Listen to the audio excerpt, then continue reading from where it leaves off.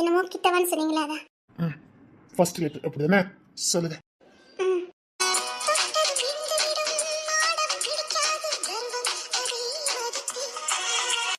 என்ன? ஒன்னும் இல்லையே. சரி, நான் என்ன நினைச்சுங்க ஃபர்ஸ்ட் லெட்டர் சொல்லிடுறேன். ஓகே? ஓய், மண்ணில கொட்டிடுவேன்.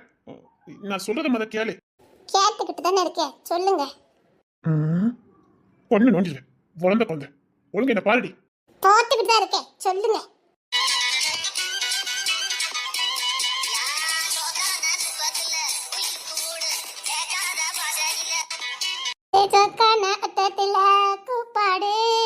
இப்ப நீ என்கிட்ட கொட்டு வாங்க போற, பாத்துக்கிட்டே இரு.